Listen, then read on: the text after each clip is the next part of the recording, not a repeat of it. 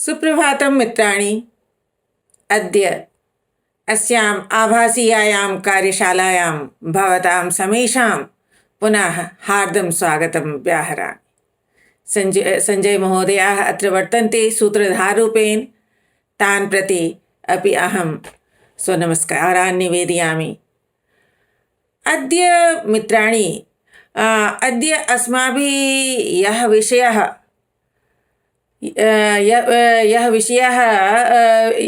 यस्य विषयस्य उपरि चर्चा करणीया वर्तते सः अस्ति वाच्यपरिवर्तनं। तो वाच्यपरिवर्तनं कथं वयं नवम-दशमकक्षायां शिक्षयिष्यामः छात्रान् इति विषयोपरि वयं सर्वे सम्भूय सर्वे मिलित्वा चर्चां विचारं वा करिष्यामः। मित्राणि, अहं जानामि भवन्तः सर्वे ज्ञानभरितमस्तिष्काः वर्तन्ते। स्वस्वकक्षासु स्वविषयस्य उपरि न्यायमपि कुर्वन्ति, कामपि नूतनां शैलीम् अपि अङ्गीकुर्वन्ति।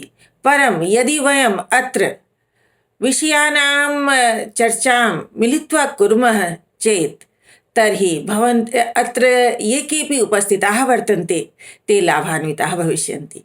अहमपि किमपि नूतनम् आदाय इतः गमिष्यामि इति ममापि सौभाग्यः भविष्यति। तर्हि अहम् आग्रहं करोमि यत् अहं प्रारम्भे 30 निमेषे यावत् प्रस्तुतव्यं विषयम् अत्र उपस्थापयिष्यामि। पुनः 10 निमेषं यावत् भवन्तः सर्वे आत्मनः अनुभवान् अत्र प्रस्तोष्यन्ति इति मम आग्रहः। तर्हि अधुना वाच्यपरिवर्तनम् इति विषयमधिकृत्य अहं यत् किञ्चित् प्रयोगं करोमि, यत् किञ्चित् कक्षायां व्यवहरामि तत् मया अत्र प्रस्तूयते। मित्रों, आज जैसा कि आप सबको पता है कि आज वाच्य परिवर्तन का पर्याय है, SCERT की ओर से दिया गया है। और परसों हमारी और आपकी मुलाकात हुई थी। हम लोग तो अब सुपरिचित हो गए हैं, तो परिचय देने की आवश्यकता नहीं है कि कई बार हम लोग मिल बैठ करके अपने विषयों की चर्चा कर चुके हैं। तो आज जो मुझे यह विषय दिया गया है चर्चा के लिए कि हम नवम या 10वीं कक्षा में कैसे वाच्य को रुचिकर ढंग से प्रस्तुत करेंगे। तो सबसे पहले जब हम कक्षा में जाएंगे, वाच्य परिवर्तन की जब हम बात करेंगे, तो उससे पहले हमें छात्रों को यह बता देना जरूरी है कि वाच्य क्या होता है। तो वाच्य को, अब देखिए, हमारे सामने बहुत बड़े विद्वान नहीं है, बड़े परिपक्व लोग नहीं है। हमारे सामने है 15-16 साल का, 14-15 साल का 9वीं और 10वीं का बच्चा। तो जैसे ही हम उसको कहते हैं अभिव्यक्तेः काचिद् विशिष्टा विधा वाच्यमिति कथ्यते, अभिव्यक्ति की कोई विशिष्ट विधा वाच्य कहलाती है। तो जब कोई विशिष्ट विधा वाच्य कहलाती है तो वो कह सकता है कि मैं खाता हूँ, यह भी एक कहने का तरीका हुआ। यह भी वो कह सकता है कि मेरे द्वारा खाया जाता है, यह भी एक कहने का तरीका हुआ। लेकिन अगर वह कह देता है कि मैं तो ठूस ठूस के खाता हूँ या मैं हड़बड़ा के खा लेता हूँ, अरे भाई ठूस भी लो, बात तो एक ही है, लेकिन क्या वह वाच्य हो जाएगा? तो हम जो यहाँ पर चर्चा करेंगे, चूँकि कक्षा की बात है, भाषा की बात है, तो संस्कृत भाषा की बात होगी। और हम कहेंगे नहीं, बात तो तुम किसी भी ढंग से कह सकते हो कि आइए, आया जाए, विराजा जाए, कृपया आएँ, बैठें, अरे भाई आ भी जाओ, ये तो करने का तरीका है। लेकिन ऐसे नहीं करना है। हमें जो मान्य परंपरागत तरीके हैं वाच्यों के, उस पर बात करनी है।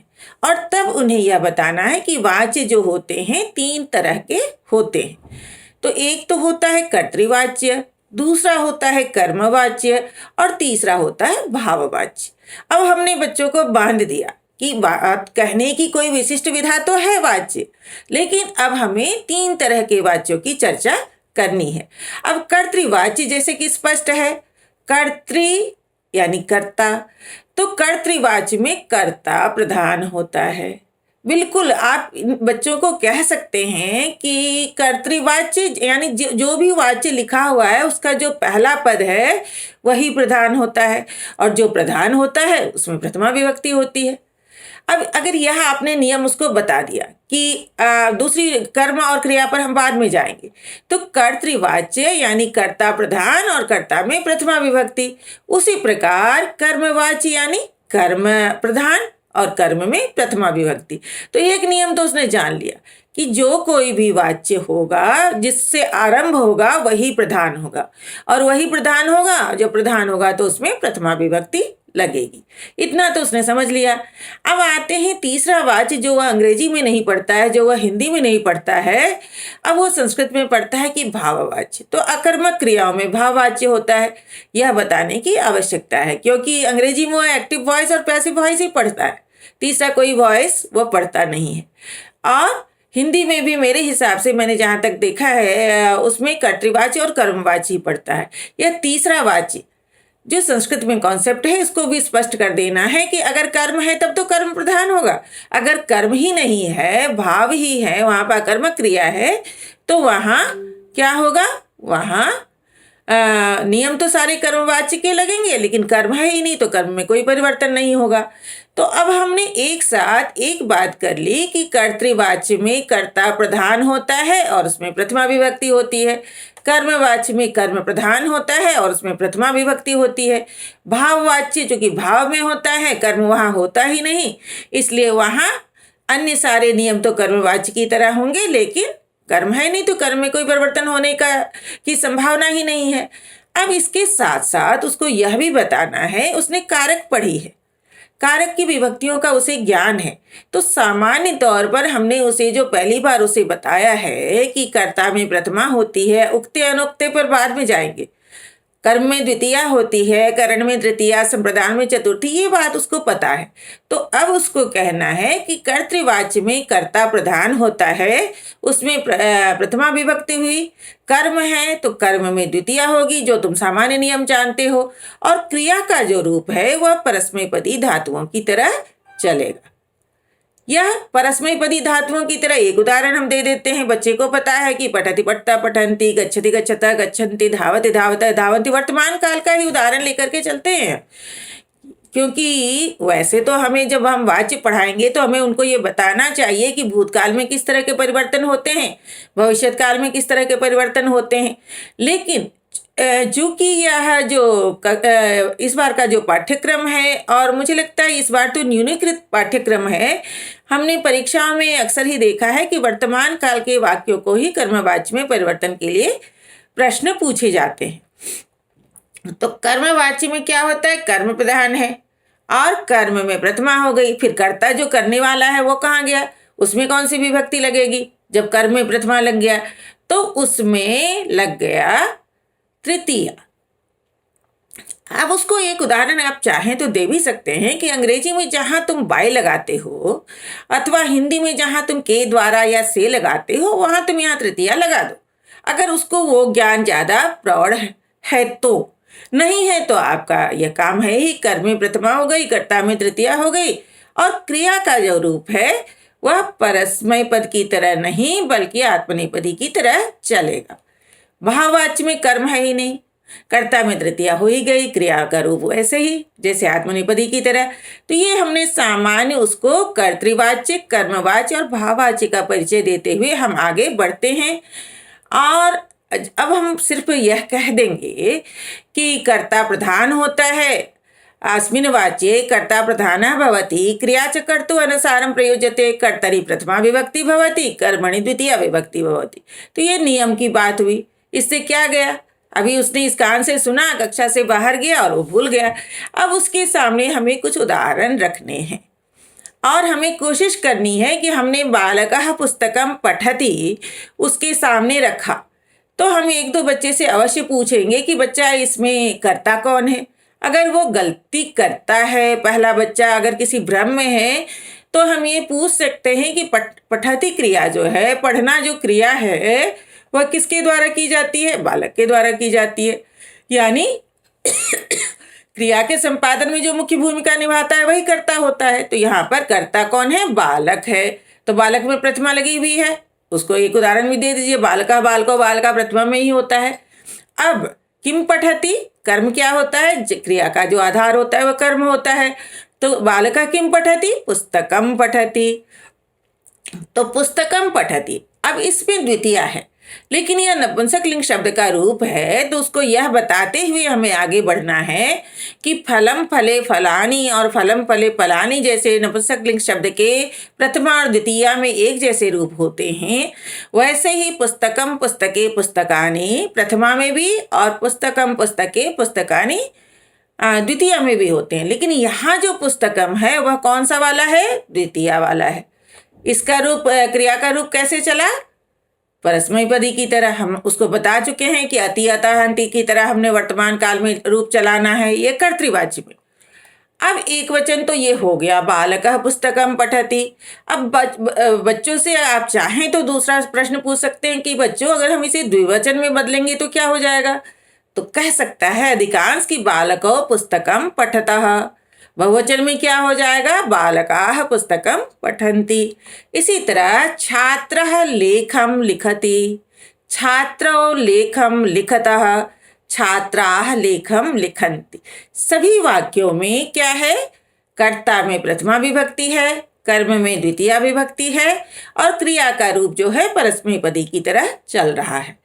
इसी तरह कृषकः क्षेत्रं कर्षति, कृषको क्षेत्रं कर्षतः, कृषकाः क्षेत्रं कर्षन्ति। मैंने यहाँ टेबल में कुछ द्विवचन के कुछ बहुवचन के रूप दिए हुए हैं।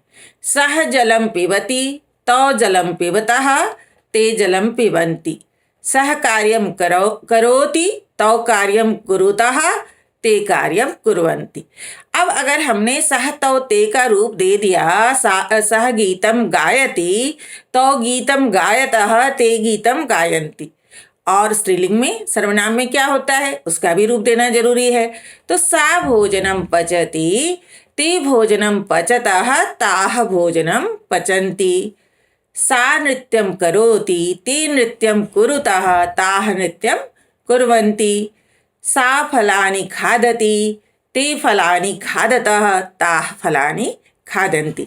अब इस तरह से जब हम इसको कई उदाहरण देते हैं तो उसे यह समझ में आ गया सह तौ ते कहाँ किसके लिए प्रयोग किया गया और सा ते ताः किसके लिए प्रयोग किया गया। इसी तरह सिर्फ प्रथम पुरुष में क्यों, मध्यम पुरुष में भी आते हैं।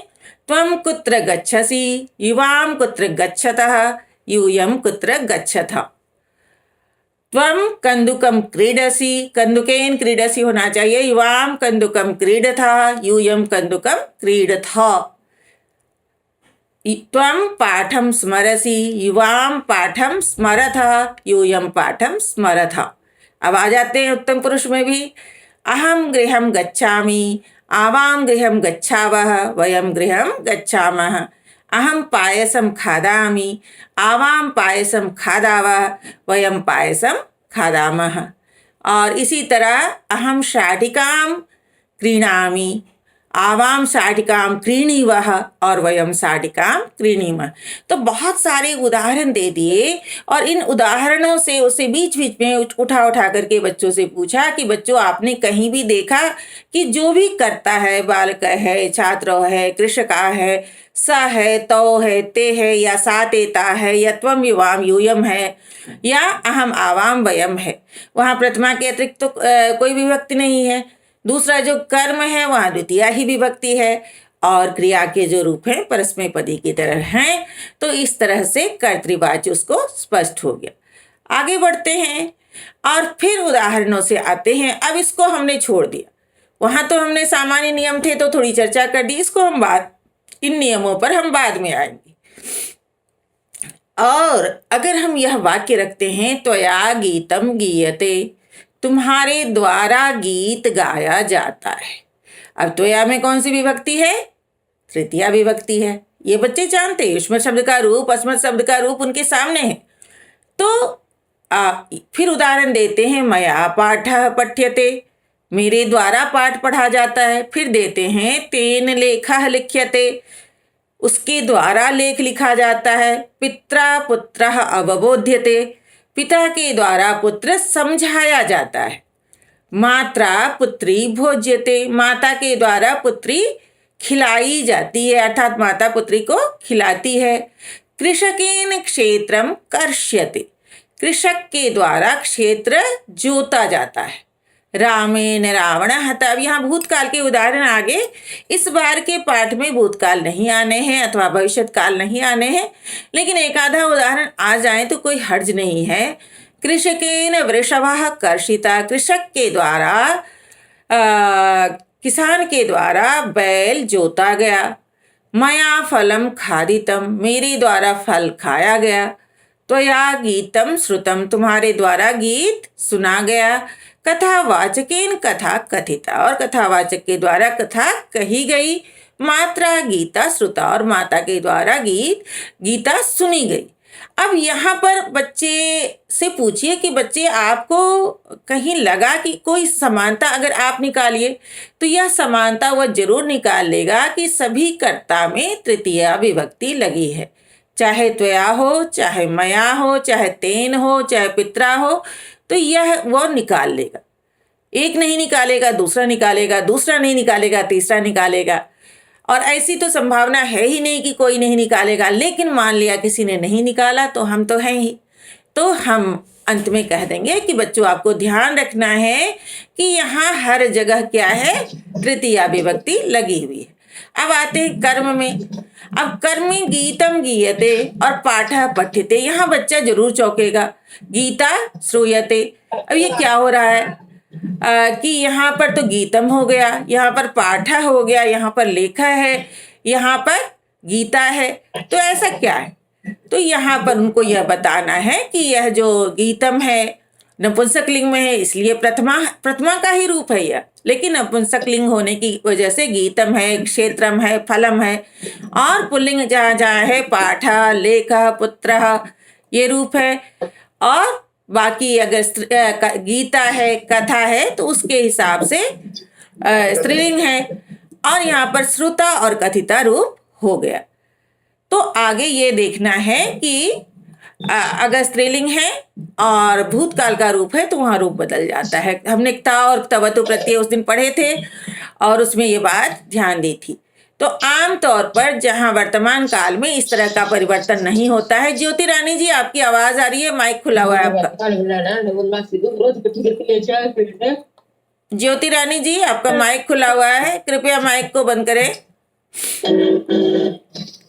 तो ये हो गया कर्मवाच्य। अब ये सारे उदाहरण बताने के बाद अब हम बताएंगे उनको कि अस्मिन् वाच्ये कर्मणः प्राधान्यम भवति। इस वाच्य में कर्म की प्रधानता होती है और क्रियापदस्य वचनम पुरुषम च कर्मणः वचनेन पुरुषेण च समम भवतः। क्रियापद का वचन और पुरुष कर्म के वचन और पुरुष के समान होता है। कर्ता में कौन सी विभक्ति हो गई? तृतीया विभक्ति हो गई, और कर्म में प्रथमा विभक्ति हो गई। अब प्रथमा तो वो समझ रहा है, कर्ता में प्रथमा कर्तृवाच्य में और कर्म में प्रथमा कर्मवाच्य में। अब कर्म का रूप भी हमने उसको बता दिया कि कर्तृवाच्य के कर्म में प्रथमा हुई है, कर्मवाच्य के कर्म में कर्तृवाच्य के कर्म में द्वितीया हुई है और कर्मवाच्य के कर्म में प्रथमा हुई है। क्रियापद का रूप यहाँ कर्मवाच्य में आत्मनेपदी के अनुसार हुआ है। उसने सेवते सेवेते सेवंते रूप पढ़ा है, रोचते रोचते रोचनते रूप पढ़ा है। एक दो उदाहरण दे दीजिए आत्मनेपदी का रूप किस तरह से चलता है, तो इस तरह से काम चल जाएगा। आगे हम उसके सामने टेबल भी रखेंगे। अब भाववाच्य, भाववाच्य में जब हमने उनको बताया है तो यह बताते हुए हम आगे बढ़े हैं कि भावस्य प्राधान्यम भवति। भाव की प्रधानता होती है। क्रियापद जो है प्रथम पुरुषैक वचने एवं प्रयुज्यते। क्रियापद प्रथम पुरुष के एक वचन में प्रयोग किया जाता है। भावे और भाव में पुरुषस्य वचनस्य च अविवक्षातः, और भाव में पुरुष और वचनों की अविवक्षा के कारण पुरुष वचनानुसारिणी क्रिया न भवति। तो जब अविवक्षा ही है तो पुरुष और वचन के अनुसार क्रिया कैसे होगी? अब यहाँ पर कुछ उदाहरण उन्हें अकर्मक क्रियाओं के देने हैं। बालकेन अत्र स्थीयते। बालक के द्वारा यहाँ रुका